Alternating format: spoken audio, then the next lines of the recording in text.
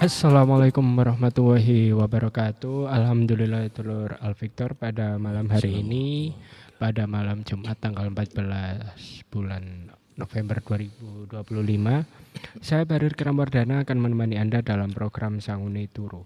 Pada kesempatan ini kita akan menyimak dan mengaji kepada guru kita Bapak Ustadz Subiono. Beliau merupakan penceramah Sirah Nabawiyah di beberapa masjid Surabaya dan sekitarnya.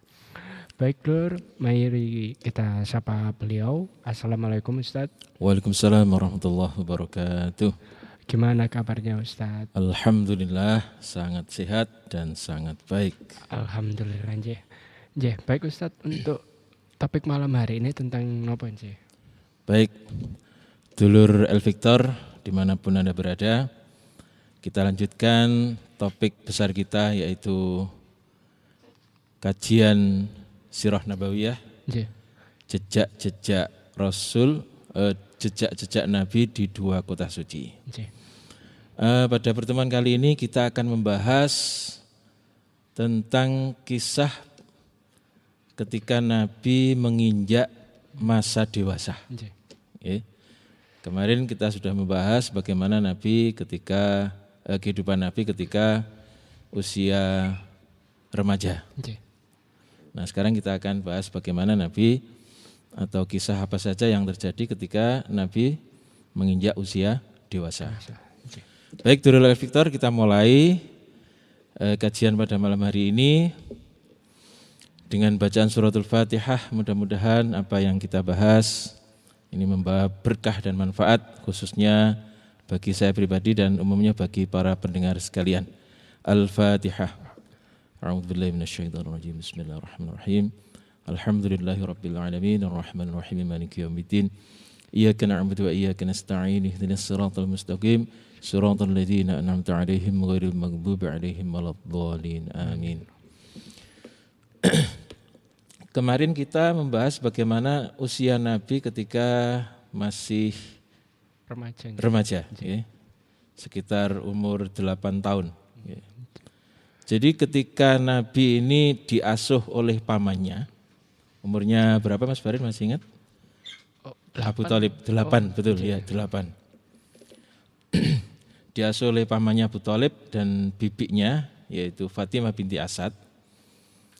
Ini kemudian karena melihat keadaan ekonomi daripada pamannya, maka Nabi ini kemudian meminta izin untuk mengembala kambing.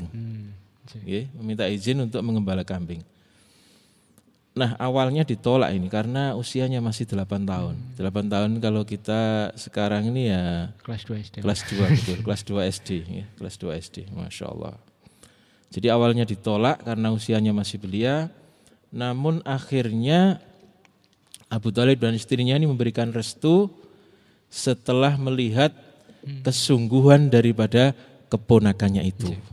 Jadi mintanya ini memang benar-benar ingin membantu, ingin mengembala kambing, mengembala kambing-kambing dari penduduk Mekah supaya dapat income gitu ya. Karena melihat kondisi yang sangat ini memprihatinkan dari ekonomi pamannya ini. Lalu sebenarnya apa motivasi dari seorang anak yang masih berusia 8 tahun ini? Apa motivasinya sehingga apakah hanya sekedar ingin membantu pamannya karena ekonominya memang kurang atau ada motivasi lain? Sehingga beliau memberanikan diri menjalani pekerjaan yang sebenarnya tidak ringan. Jadi mengembala kambing itu bukan kambing 1, 2 atau 3 ya Mas Farid, tapi bisa ratusan. Jadi pertama adalah kenapa Nabi mengajukan diri untuk menjadi pengembala kambing itu? Ya memang yang pertama adalah karena prihatin dengan kondisi ekonomi keluarga pamannya. Jadi dengan mengembalakan kambing, beliau berharap bisa sedikit meringankan beban daripada pamannya yaitu Abu Thalib. Padahal di usia itu semestinya beliau ini masih membutuhkan kasih sayang, Mas Bari. Betul. Ya, membutuhkan kasih sayang dari orang tuanya. Dan usia itu ya usia segitu sebenarnya untuk masa-masa bermain ya. Betul. Tetapi ini luar biasa, Masya Allah. Tetapi di usia seperti itu Nabi justru harus membantu perekonomian daripada keluarga pamannya. Yang kedua motivasinya adalah mengembala kambing ini tidak membutuhkan modal. Jasa gitu. Iya, jasa. Kalau modal tentunya beliau belum punya. Pamannya saja kesulitan apalagi beliau. Jadi beliau hanya perlu menawarkan jasanya untuk penduduk Arab atau penduduk Mekah untuk mengembalakan kambing mereka. Nah, bagi anak kecil yang belum memiliki penghasilan, pekerjaan ini menjadi pilihan yang cocok, Mas Bari. Kenapa? Ya itu tadi karena tidak perlu modal, tidak perlu modal dan mengembala kambing itu nanti ada teman yang lain gitu. Jadi bisa saling membantu gantian, minta tolong jagakan kambing saya tak kesini dan seterusnya. Kemudian yang ketiga motivasinya adalah Nabi Muhammad senang berada di alam bebas. Beliau lebih senang berada di alam bebas daripada di dalam rumah saja. Jadi selain beliau bisa bekerja, juga bisa bermain. Betul. Jadi saling ketika mengembala kambing itu masih bisa bermain. Menikmati semilirnya angin Mekah. Kemudian memandang luasnya semesta alam ini. Hingga menatap bintang-bintang yang berada di langit di kala malam menyelimuti kota suci Mekah itu. Jadi sekali lagi saya sampaikan bahwa mengembala kambing ini tidak hanya satu hari terus pulang, tapi kadang-kadang nginep di tempat pengembalaan. Sebab kalau pulang lagi terus besok kembali lagi, waktunya ini capek, waktunya nggak nutut. Sehingga ketika malam itu beliau menatap bintang-bintang yang berada di langit. Bagaimana tertatanya bintang-bintang itu. Sehingga dia bisa, kalau dalam bahasa kita itu bertadabbur dengan alam. Masya Allah. Nah, para pendengar sekalian, sebagaimana yang sudah kita bahas pada pertemuan yang lalu, di usia yang ke-12 tahun, Nabi ini diajak pamannya berdagang ke Syam. Sebenarnya mau ditinggal ya Mas Farid kemarin ya. Sebenarnya mau ditinggal, tapi Nabi ini merasa nanti kalau pamannya meninggalkan beliau, terus beliau ini sama siapa gitu. Sehingga akhirnya nangis. Akhirnya karena nangis itu kemudian beliau diajak. Nah, sesampainya di negeri Syam, mereka ini dihadang oleh pendeta yang namanya Buhairah. Buhairah ini mengirim utusan untuk mengundang mereka yang baru saja datang dari Mekah itu. Nah, atas saran daripada pendeta Buhairah ini, kemudian Abu Thalib tidak jadi memasuki kota Syam. Akhirnya kembali. Demi apa itu? Menjaga keponakannya. Supaya tidak ada yang mencelakai. Masya Allah. Jadi mulai saat itu, ya, sebelum Nabi nanti dewasa, Abu Thalib ini kemudian mengatakan bahwa saya rela miskin demi menjaga keponakanku. Masya Allah, pengorbanan yang luar biasa sebenarnya Mas Barin. Jadi pengorbanan Abu Thalib ini luar biasa, mulai dari Nabi kecil. Nah, akhirnya kemudian mereka kembali ke Mekah sambil menjual dagangannya di tempat-tempat yang ada penduduknya. Jadi Syam ke Mekah itu kan melewati beberapa perkampungan. Nah, di situ mereka menjual. Disitulah Nabi sudah mulai berperan, Mas Barid. Nabi sudah bisa meyakinkan pembeli-pembeli untuk membeli barangnya. Kemampuan pernikahan. Iya, betul. Jadi di usia 12 tahun itu beliau sudah mempunyai kemampuan itu. Ya memang lingkungan ya, lingkungan mempengaruhi. Nah, para pendengar sekalian, akhirnya kemudian ya beliau kemudian meneruskan pekerjaan yang lama. yaitu mengembala kambing itu ya, mengembala kambing. Jadi beliau mengembala kambing sejak usia 8 tahun hingga perkiraan 17 tahun. Sampai 17 tahun. Jadi setelah berdagang itu beliau masih berlanjut mengembalakan kambing. Tetapi selain mengembalakan kambing, ketika usianya sudah mulai dewasa lagi, beliau juga sudah mulai berbisnis walaupun kecil-kecilan. Jadi beliau membeli barang dari pasar induk, kemudian beliau jual di penduduk setempat. Eceran betul ya. Ya masih bisa kita bayangkan sekarang. Jadi membeli atau kulaan kemudian dijual eceran. Masya Allah. Nah, kebiasaan ini sampai ketika beliau berumur 17 tahun. Berarti berapa lama beliau mengembalakan kambing nih Mas Farid? Mulai dari 8 tahun sampai 17 tahun. 9 tahun ya?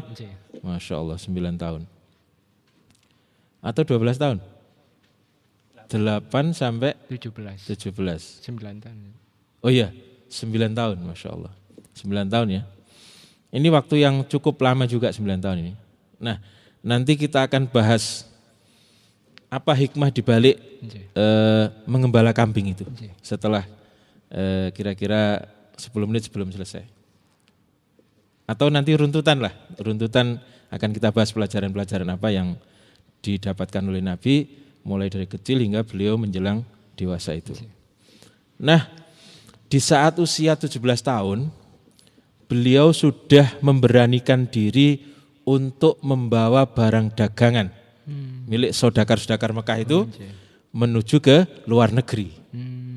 Bersama dengan pebisnis pemula atau pemuda-pemuda yang sudah mulai merintis karirnya di dunia bisnis. Masya Allah. Jadi mitra-mitra Nabi ini akhirnya berkumpul pemuda-pemuda, termasuk salah satu yang sering bertemu adalah Sayyidina Abu Bakar. Jadi Sayyidina Abu Bakar itu sudah mengenal Nabi semenjak sebelum Nabi diangkat menjadi Rasul. Jadi memang sudah kenal betul. Jadi ini karir pertama Nabi. Jadi di usia 17 tahun itu beliau sudah membawa barang dagangan dari Mekah menuju ke Syam atau dari Mekah menuju ke Yaman. Masya Allah. Nah, para pendengar sekalian, disinilah teman-teman atau mitra-mitra Nabi mulai mengenal bahwa beliau ini adalah orang yang jujur dan profesional. Beliau cukup matang dan lurus dalam hal perhitungan-perhitungan. Bagaimana barang ini dibawa seberapa, nanti keuntungannya berapa sudah bisa diprediksi. Sehingga di usianya yang ke-20 tahun, beliau sudah dipercaya oleh saudagar-saudagar Mekah untuk menjadi pemimpin kafilah dagang. Di usia 20 tahun, ini sudah matang ini ya. Kalau sekarang itu sudah kuliah. Betul. Sudah kuliah. Semester 2. Semester 2, 3 ya. Nah, prestasi inilah yang kemudian membuat seorang saudagar atau konglomerat wanita, yang konglomerat ini hartanya mencapai 2/3 dari kekayaan penduduk Mekah. 2/3 itu sekitar 67%. Jadi 67% itu harta Mekah itu berada pada orang itu. Siapakah dia? Sosok Khadijah. Iya betul Mas Fari. Jadi dialah Sayyidatina Khadijah binti Khuwailid. Masya Allah. Ya. Jadi Sayyidatina Khadijah ini hartanya itu mencapai 2/3 dari keseluruhan harta yang berada di Mekah. Atau sekitar 67% kekayaan penduduk Mekah berada di tangannya. Lalu atas kecerdikan dari Abdul Muthalib, mohon maaf, bukan Abdul Muthalib, siapa tadi? Pamannya? Iya betul. Atas kecerdikan daripada pamannya yaitu Abu Thalib, Maka Nabi kemudian dipercaya oleh Khadijah yang memang sebenarnya sudah tertarik, dipercaya oleh Khadijah untuk memanajerial atau menjadi kalau sekarang apa ya? Manajer area. Ya betul, manajer bisnisnya. Dengan gaji 2 kali lipat dari apa yang ditawarkan oleh Khadijah. Masya Allah. Jadi kalau misalnya gajinya itu 1 onta, awalnya 1 onta, maka dengan peran Abu Thalib yang bernegosiasi dengan Khadijah, jadi keponakan saya ini kemampuannya luar biasa. Sampai tidak akan rugi kalau memberi bayaran atau upah sekian. Akhirnya disepakati 2 kali lipat dari apa yang ditawarkan oleh Khadijah. Masya Allah. Jadi inilah Abu Thalib, Mas Farid. Saya ulangi kembali bahwa dia ini memang benar-benar all out. All out itu apa? Total. Dalam hal melindungi dan mendukung Nabi. Bahkan ketika beliau sudah menjadi Rasul, tetap didukung. Walaupun dia tidak mau beriman. Sampai dia wafat. Masya Allah. Maka wafatnya Abu Thalib ini menjadi pukulan telak tersendiri bagi Nabi. Jadi beliau ini diceritakan oleh Sayyidina Abu Bakar ketika pamannya meninggal tanpa membawa iman itu, beliau menangis dengan tangisan yang sangat memilukan. Sangat pilu. Jadi Sayyidina Abu Bakar itu sampai ikut gimana? Sampai terbawa sepanjang hidupnya. Jadi tangisan yang pilu.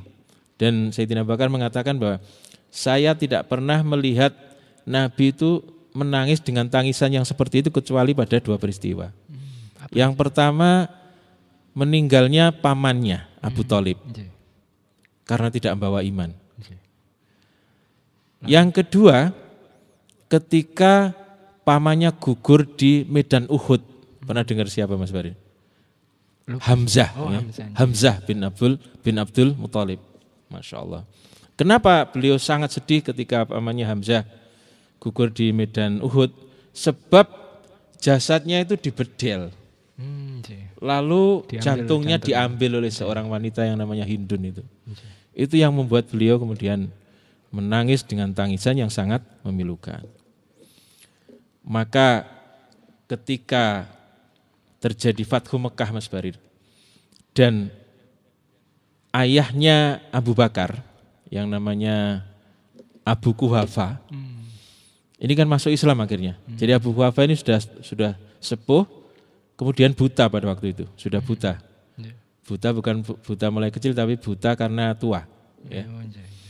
Ini masuk Islam, lalu Sayyidina Abu Bakar ini mengatakan kepada Nabi, wahai Rasulullah, andaikan yang masuk Islam itu pamanmu Abu Thalib, sungguh itu lebih aku cintai katanya. Masya Allah. Jadi ya Sayyidina Abu Bakar ini bapaknya masuk Islam ini senang, tetapi beliau lebih senang andaikan yang masuk Islam itu adalah pamannya Nabi. Siapa? Abu Thalib. Masya Allah. Karena Sayyidina Abu Bakar itu melihat Nabi ketika pamannya menangis tadi, pamannya meninggal tadi, terus nangis yang sangat memilukan.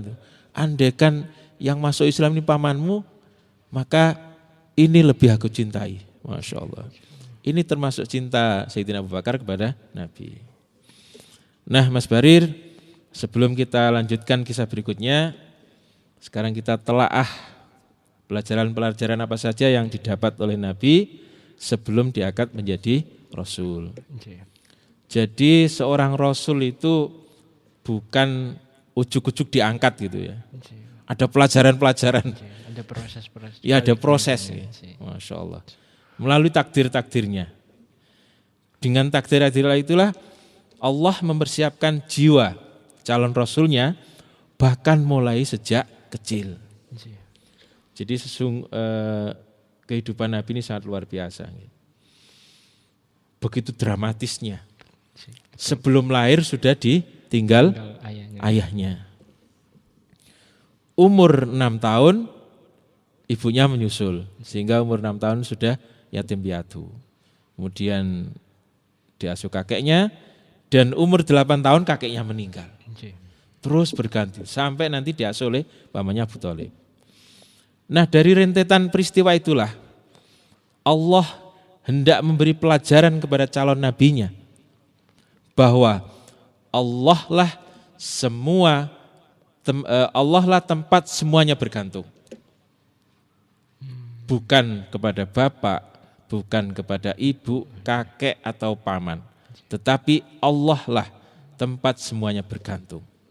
Sekali lagi, bukan kepada ayah, ibu, kakek, paman dan yang lainnya, tetapi tempat bergantung hanyalah Allah Subhanahu wa taala. Nah, sekarang mari kita telah satu persatu pelajaran apa saja yang diberikan Allah kepada calon nabinya ini. Usia 0 sampai 3 tahun, posisinya berapa di mana ini Mas Farid? Nabi itu. Posisi hidupnya. Oh, di Mekah ya. Di Mekah. Diajak siapa? Waktu disusui itu? Oh, siapa itu? Nah, Halimatus Sa'diyah. Jadi posisi 0 sampai 3 tahun Nabi itu berada di Bani Sa'id bersama dengan keluarga Halimatus Sa'diyah. Lalu apa yang didapat oleh Nabi ketika usia itu? Yang pertama adalah lingkungan pergaulan yang berada di desa yang masih asri, di pegunungan yang sangat nyaman. Ini dibutuhkan Mas Farid untuk anak-anak itu, usia anak-anak itu. Yang kedua yang didapatkan Nabi di Bani Sa'id itu adalah makanan yang sehat dan alami. Belum terkontaminasi dengan makanan campur. Iya, kalau sekarang itu makanan-makanan, iya, nah, kira-kira begitu. Kalau di desa kan makanannya paling jagung, buah, ini masih alami. Dan ini nanti akan mendukung pertumbuhan Nabi, baik itu pertumbuhan fisik atau pertumbuhan otaknya. Yang ketiga adalah bahasa Arab yang masih murni atau fusha. Masya Allah. Jadi ketiga-tiganya dibutuhkan oleh anak berusia mulai 0 sampai 3 tahun. Ini sangat dibutuhkan. Sehingga kalau bisa memang anak-anak seusia begitu ya ditempatkan di tempat yang seperti itu. Ya. Maka ada pepatah Arab mengatakan bahwa ajar qoblad dar. Jadi orang kalau mau membeli rumah itu sebenarnya dia membeli lingkungan. Ya. Lihat dulu lingkungannya seperti apa. Baru membeli rumahnya. Tidak usah lihat rumahnya yang bagus dan lain-lain. Yang penting adalah lingkungan. Ajar qoblad dar. Tetangga itu harus diutamakan daripada rumahnya. Daripada rumahnya, Masya Allah. Jadi itulah yang dibutuhkan oleh anak di usia dini. Lalu pelajaran ketika beliau berada di asuhan ibundanya. Yang pertama beliau mendapatkan pelajaran kasih sayang dari ibunya. Jadi beliau mendapatkan kasih sayang penuh dari sang ibu. Kemudian beliau diajak untuk berziarah ke makam ayahnya. Ini pelajaran luar biasa juga. Jadi andaikan ada seorang bayi atau anak yang kemudian ditinggal wafat sebelum dia lahir, maka perlu dikenalkan kisah-kisah yang baik tentang orang tuanya. Salah satunya adalah mengajak berziarah ke kuburnya supaya nyambung ini. Jangan sampai anak tidak tahu kisah daripada orang tuanya. Kemudian pelajaran berikutnya adalah ibunya mengajak Nabi kepada paman-pamannya yang berada di Yasrib, yaitu di Madinah, ya, Yasrib itu Madinah, di Bani Najjar. Maka paman-pamannya dari Bani Najjar inilah nanti ketika Nabi hijrah ke Madinah atau ke Yasrib, merekalah yang akan mengawal Nabi mulai dari pinggiran kota sampai menuju ke dalam kota. Ya, jadi Nabi sudah mendapat tempat dari mereka, yaitu Bani Najjar ini. Karena memang ada hubungan kekerabatan. Lalu pelajaran ketika beliau bersama dengan kakeknya yaitu Abdul Muthalib. Beliau mendapatkan pelajaran yang sangat berharga, masalah kepemimpinan itu ya. Bagaimana menjadi pemimpin yang baik. Nah, Abu Thalib ini kan pemimpin Makkah. Bagaimana menjadi pemimpin yang baik. Bagaimana menghadapi tokoh-tokoh masyarakat. Lalu bagaimana berbicara di hadapan mereka. Ini kan perlu ilmu Mas Farid. Kalau sekarang itu apa namanya? Public speaking. Nah, ya, leadership, public speaking. Leadership atau public speaking. Kalau leader itu bagaimana cara memimpin. Kalau public speaking itu hanya sekedar bagaimana ngomong di depan umum. Masya Allah. Bagaimana Abdul Muthalib ini memimpin rapat. Dan bagaimana Abdul Muthalib memutuskan suatu perkara. Ini semuanya direkam Nabi. Masya Allah. Jadi pelajaran seperti ini sudah beliau dapatkan ketika beliau berusia 6 tahun sampai 8 tahun. Dan kesan ini pasti akan diingat-ingat terus sehingga sangat berpengaruh dalam jiwa Nabi ketika beliau sudah menjadi pemimpin bagi umat Islam. Lalu pelajaran berikutnya ketika beliau berada di asuhan pamannya yaitu Abu Thalib. Apa yang dilakukan Nabi tadi Mas Barid ketika diasuh oleh pamannya? Itu mengembala. Mengembala betul, mengembala. Mengembala kambing. Lalu apa pelajaran yang dapat diambil dari mengembala kambing itu? Para ulama menjelaskan bahwa hikmah dan pelajaran dari mengembala kambing setiap nabi yang masih belum diangkat menjadi rasul itu. Yang pertama adalah menyiapkan jiwa kepemimpinan bagi Nabi sejak dini. Jadi pekerjaan mengembala kambing itu mendidik beliau untuk yang pertama bertanggung jawab, adil, bijaksana. Bertanggung jawab itu ya dia memang bertanggung jawab penuh dengan kambing itu. Misalnya kambing itu ada 100, maka pulangnya juga harus 100. Kalau lebih maka berarti ada yang milik temannya yang ikut. Kalau kurang berarti ada yang hilang. Itu semuanya harus dihitung dan ini perlu tanggung jawab. Adil. Kalau misalnya ada kambing-kambing yang sedang bertengkar, ini bagaimana cara misahnya? Tidak boleh kemudian yang satu dipukul, yang satu tidak dan seterusnya. Dan seterusnya itu adil ya. Jadi berlatih untuk tanggung jawab, adil dan bijaksana. Bijaksana ini kalau dalam diterapkan kambing Mas Arya. Misalnya ini sudah kenyang, yang ini belum. Nah itu kan belum bijaksana. Bagaimana caranya mengatur itu? Masya Allah. Jadi seseorang pengembala kambing harus memastikan kambing-kambingnya kembali dalam keadaan utuh, kenyang dan nyaman. Kambing-kambing ini nanti akan menjadi gambaran rakyatnya kelak atau pengikutnya kelak. Atau nanti ya diibaratkan itu latihan untuk memimpin orang gitu. Kambing itu. Masya Allah. Jadi Nabi saat itu dilatih untuk menjadi pemimpin yang adil dan bijaksana. Sehingga ketika kelak diangkat menjadi Rasul itu akan terbawa. Masya Allah. Bahkan ada sebuah hadis yang mengatakan bahwa ma ba'atsallahu nabiyyan illa ra'al ghanam. Kata Nabi bahwa tidak satu pun nabi yang diutus itu kecuali dia pernah mengembala kambing. Kemudian para sahabat bertanya, lalu bagaimana dengan engkau ya Rasulullah? Para sahabat mengatakan, wa anta ya Rasulullah, apakah engkau juga mengembala kambing? Maka Nabi kemudian menjawab, faqala na'am, kuntu ur'aha ala qararita li ahlil Makkah. Maka beliau menjawab, iya, saya dulu mengembala kambing-kambing milik orang Mekah dengan upah beberapa kirot. Kalau kemarin saya sampaikan bahwa upahnya itu segenggam kurma gitu. Kurma di segenggam 2 gini, 2 tangan kurma. Kirot itu 1 kirot itu tidak sampai 1 gram Mas Ari. Sehingga kata Nabi beberapa kirot. Ya kira sekali lagi segenggam kurma gitulah. Jadi menurut Imam Ibnu Hajar, kenapa Nabi itu semuanya mengembala kambing? Beliau mengatakan bahwa sebagai bekal keterampilan dalam mengurus umat. Kalau kecil kan mengembala kambing terus bisa ngurusi itu sudah bagus. Masih kecil.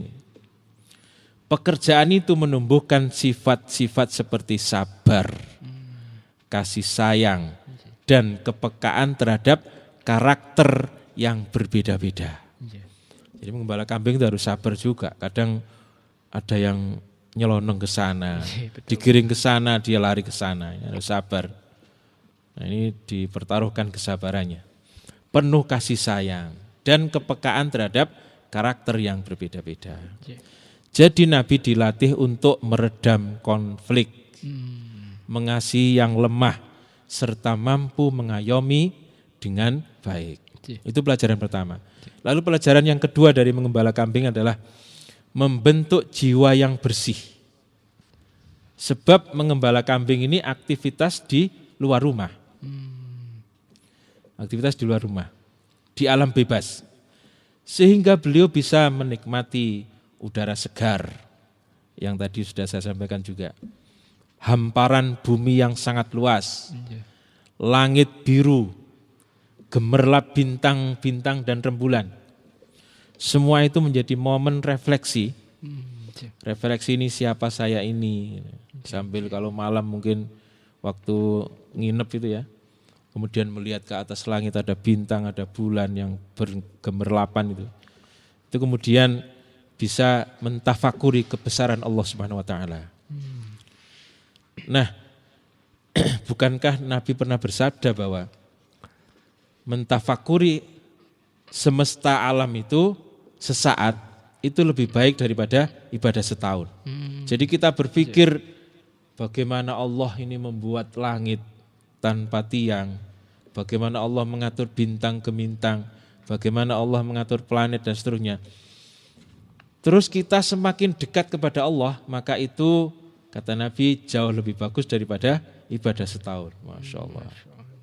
Sehingga kemudian imannya semakin kokoh dan jiwanya semakin bersih.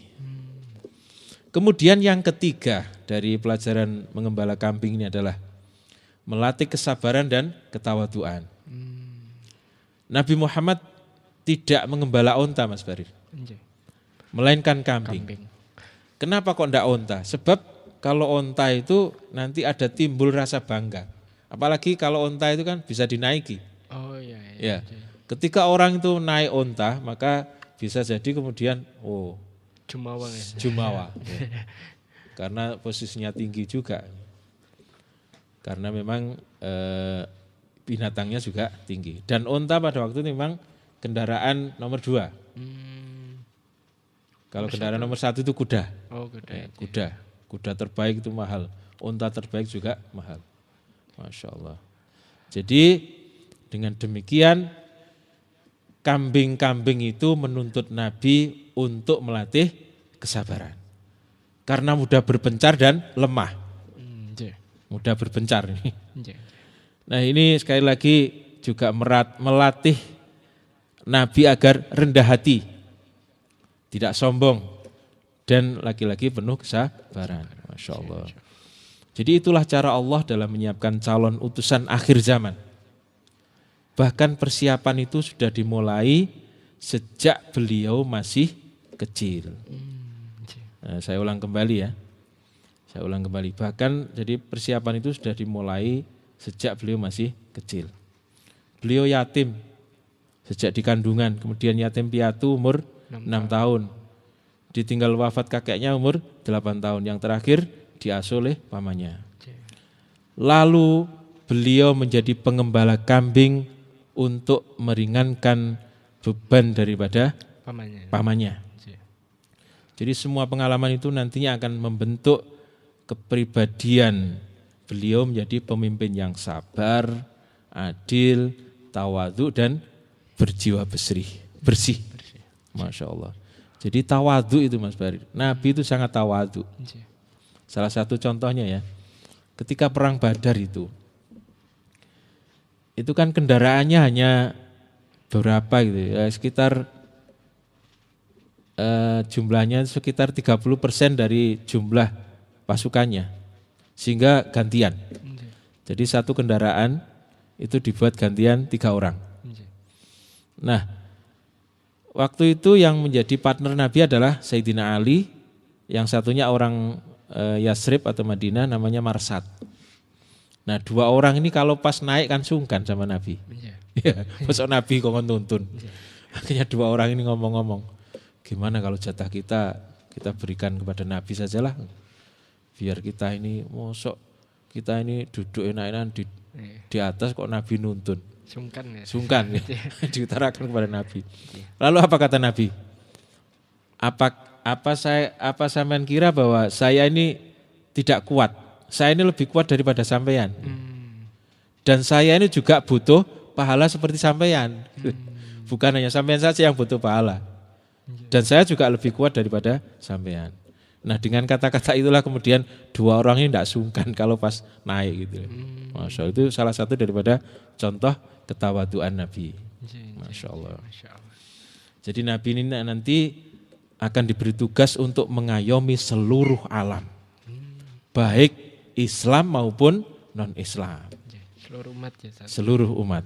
Nah, saya tegaskan sekali lagi Mas Barim, bahwa proses menjadi Nabi itu bukan ujuk-ujuk. Bukan seperti calon legislatif atau calon eksekutif ya. Ujuk-ujuk pokoknya duwe akeh nyebar kampanye menang gitu. Tetapi ini prosesnya panjang, dipersiapkan dengan proses yang sangat panjang. Sekarang kita lihat, Nabi diangkat menjadi Rasul itu umur berapa Mas Ari? 40 ya? 40 kan ya, 40. Sedangkan masa kenabian itu Nabi wafat umur berapa? Kurang lebih 20-an tahun setelah diangkat. Iya betul, 23 tahun kan. Berarti persiapan menjadi Nabi itu butuh waktu 40 tahun. Jadi beliau sejak mulai usaha ini sudah disiapkan. Dan itu butuh waktu 40 tahun. Sedangkan masa kenabian hanya 23 tahun. Masya Allah, ini luar biasa. Seperti bambu itu Pak Mas Barin. Pertumbuhan di bawah itu sangat lama. Sangat membikin akar dulu. Betul ya. Membikin akar dulu itu sangat lama. Dibanding dengan pertumbuhan ke atasnya. Masya Allah. Jadi perlu itu, bukan ujuk-ujuk ya. Jangan sampai mengira bahwa Nabi itu ujuk-ujuk terus enak gitu. Kadang ada orang itu mengatakan seenaknya, lah aku gak dijadikan Nabi. Gitu. Dikira Nabi itu enak. Masya Allah. Nabi itu ujiannya berat, cobaannya berat. Kalau sakit pun dia akan mendapatkan sakit yang berat. Sehingga ketika Nabi mau wafat yang sakit panas itu ya, Sayyidina Bilal kemudian pernah memegang itu panasnya memang luar biasa. Di atas mungkin 3 kali lipat dibandingkan dengan orang biasa. Masya Allah. Jadi memang begitu. Nah, saya akan bahas satu lagi pembahasan tentang pelajaran-pelajaran apa saja yang diberikan Allah kepada Nabi-Nya. Yaitu ketika Nabi berdagang. Ketika Nabi berdagang, usia berapa tadi Mas Farid? Usia 20-an tahun. 17 tahun mulai ya. 17 tahun sudah mulai ya. Dan mencapai puncak karirnya ketika usianya 20 tahun ke atas. Lalu apa saja pelajaran yang bisa diambil dari dagang ini? Yang pertama adalah kejujuran. Betul. Jadi dalam membangun relasi bisnis untuk masa yang panjang, maka butuh kejujuran. Integritas. Betul. Integritas itu penting. Sekali orang konangan tidak jujur, maka selamanya dia tidak akan dipakai. Apalagi dalam usaha dunia bisnis. Masya Allah. Yang kedua adalah dalam perdagangan ini dibutuhkan komunikasi persuasif yang mampu menarik calon pembeli ya. Komunikasi persuasif yang mampu menarik calon pembeli. Ini penting ini. Sebab Nabi nanti juga akan berjualan. Yaitu jualan agama. Apalagi yang namanya surga itu tidak kelihatan. Maka kalau tidak pandai-pandai dalam merayu atau persuasif, maka dia tidak akan berhasil. Jadi termasuk di dalamnya adalah pelayanan dan sabar juga, yaitu rahmah dan sabar. Oh, jadi orang tanya apa saja itu dijawab. Jangan sampai kok penjual tanya, Mas itu harganya berapa? Jutek misalnya. Jutek, ya betul, jutek. Siapa yang mau kembali ke situ lagi? Betul. Customer service-nya. Iya betul. Ya. Jadi di sini yang penting adalah pelayanan ya, pelayanan. Barang apa saja ditanyakan langsung dijawab. Walaupun nantinya nggak jadi beli, tetapi kesan orang ini nanti akan terbawa. Ya. Kesan orang itu terbawa. Tuh kunang kono lah, aku ingin mari toke ini terus pindah rono, aku jane getun. Sebab ternyata di situ orangnya paling ramah. Ya, paling ramah. Akhirnya kemudian ini dari mulut ke mulut. Masya Allah. Dan sering kan kita dengar penjual itu, monggo Mas silakan lihat-lihat saja enggak apa-apa. Lihat saja enggak apa-apa. Tanya-tanya juga enggak apa-apa ya. Tetapi kalau kita sudah terlanjur tanya, ini berapa sudah diambilkan, dibuka akhirnya nanti ada apa namanya itu? Sungkan. Ya, sungkan terus beli. Jadi sebenarnya kita kalau sudah masuk ke penjual yang bilang begitu, tanya saja enggak apa-apa, monggo tanya-tanya saja enggak apa-apa. Kok sudah tanya-tanya sebenarnya kita sudah masuk dalam perangkap itu. Nah, gitu ya. Masya Allah, lihat saja enggak apa-apa. Tapi akhirnya jadi beli juga nih. Nah, nanti yang akan dijual Rasul itu sekali lagi adalah agama. Ya, agama. Tidak ada bentuknya. Surga tidak ada bentuknya. Sesuatu yang sangat gaib. Oleh sebab itu kata-katanya harus lebih dahsyat daripada seorang pedagang barang-barang dunia. Jadi kata-katanya harus menarik, bagus dan meyakinkan. Nah ini yang nantinya menjadi modal bagi Nabi untuk berdakwah. Lalu yang ketiga, tawakal. Orang dagang itu kan bukan seperti gajian bulanan Mas Barir. Kalau kita gajian bulanan itu mana tawakalnya? Enggak ada ya. Karena sudah pasti. Bahkan kadang-kadang sebelum bayaran kita sudah memprediksi sudah habis kadang-kadang. Karena ini untuk ini sekian, untuk ini sekian. Tapi kalau penjual atau pedagang, mereka tidak akan berpikir itu. Yang mereka pikirkan hanyalah bagaimana usaha saya untuk memaksimalkan perdagangan ini. Lalu apapun hasilnya itu sepenuhnya menjadi urusan Allah.